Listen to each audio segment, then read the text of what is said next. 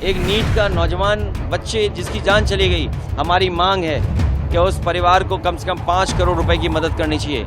आप गाजीपुर में जो घटना हुई, उस भाई का दुख उसके भाई ने खुलेआम कहा कि किस तरीके से उसके भाई की जान गई, और वो भी बीजेपी का नेता था, इसको लेकर के।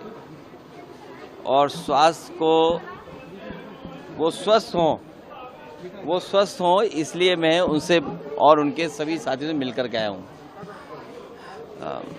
राजेंद्र चौधरी जी बहुत जल्दी स्वस्थ हो जाएं और स्वस्थ होंगे।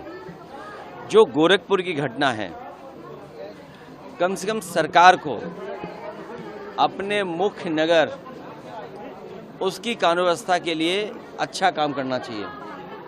और ये क्या वजह है कि मुख्यमंत्री जी के गृह जनपद में कोई ये पहली बार घटना नहीं हो रही है, इससे ज़्यादा गंभीर घटनाएं हुई हैं। याद कीजिए, एक व्यापारी को वहाँ की पुलिस ने मार करके जान ले ली थी। और अगर हम सूची उठा कर के देखें, केवल गोरखपुर और गोरखपुर के आसपास की बड़े पैमाने पर अन्याय भी हो रहा है। बड़ी घटनाएं वो मिल जाएंगी जहां पर कानून व्यवस्था पर सवाल खड़ा होता है। बगल का जिला है कुशीनगर, वहां पर पुलिस के लोगों ने एक समाजवादी नेता था, उस पर फर्जी नकली नोटों का आरोप लगाया। हाई कोर्ट ने राहत दी। आखिर पुलिस क्या कर रही है? और ये जो घटना है, ये घटना में वो क्या ले जा रहे थे, किस बात के लिए वहां पर इस तरह की घटना हुई है? सुनने में आया है कि जानवर लिए जा रहे थे कुछ लोग, और आम जनता सड़कों पर है।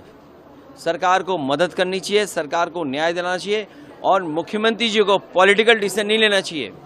याद कीजिए, जब माता प्रसाद पांडे जी गए थे वहाँ के दुकानदार, वहाँ के व्यापारियों की मदद के लिए, तो भारतीय जनता पार्टी ने अपने नेताओं को बुलडोजर पे भेजा था।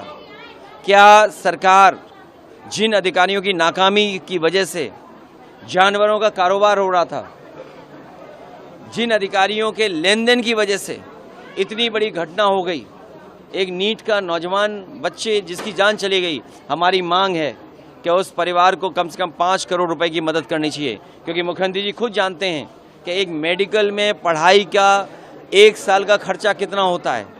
और मान लीजिए वो बच्चा डॉक्टर बन गया होता तो जीवन भर सेवा करता, अपने परिवार को आर्थिक और सामाजिक रूप में सम्मान दिलाता। जो कानून व्यवस्था है, कानून का राज हो, लोगों को भरोसा बढ़े।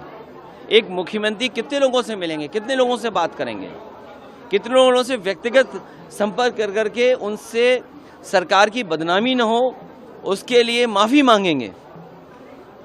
आप गाजीपुर में जो घटना हुई, उस भाई का दुख उसके भाई ने खुलेआम कहा कि किस तरीके से उसके भाई की जान गई, और वो भी बीजेपी का नेता था। अभी कुछ दिन पहले एबीवीपी के तमाम संगठन के लोग पिटे, अपमानित हुए, लाठी खाए, दौड़ा करके पुलिस ने पीटा था। और अब ये गोरखपुर में घटना हो गई। इससे पहले कौसाम्बी में इनके दो डिप्टी सीएम ने 2 समाज के लोगों को लड़ा दिया, झगड़ा करा दिया। उस पाल समाज की बेटी को न्याय नहीं मिला। क्या मुख्यमंत्री जी पाल समाज के परिवार के लोगों से बात किए थे? क्या पाल समाज के परिवार के लोगों को बुला करके उनकी मदद की थी? तो ये जो पॉलिटिकल डिसीजन लेते हैं, इससे कानून व्यवस्था नहीं सुधरेगी। आप व्यक्तिगत रूप से बैठते हैं, सफ़ेद टेबल पर बैठ करके सफ़ेद झूठ बोला जाता है।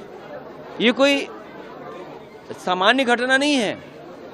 आप मैनेजमेंट से लॉ एंड ऑर्डर नहीं चला सकते हैं। आपने बुलडोजर से लोगों को डराया, आपने बुलडोजर से अन्याय किया, आपने बुलडोजर से विपक्षी लोगों की आवाज़ दबाई।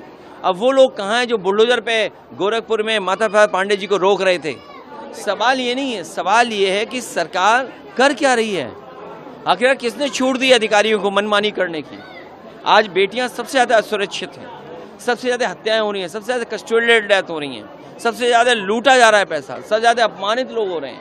आखिर कौन दे रहा है ये मौका इनको? बिहार में आकर तेजस्वी यादव की रैली शुरू हो गई है बीजेपी। देखिए, गोरखपुर में गोरख धंधा ना हो, ना पुलिस गोरख धंधा करे, ना political party Bharatiya Janata party Gorakh धंधा करे।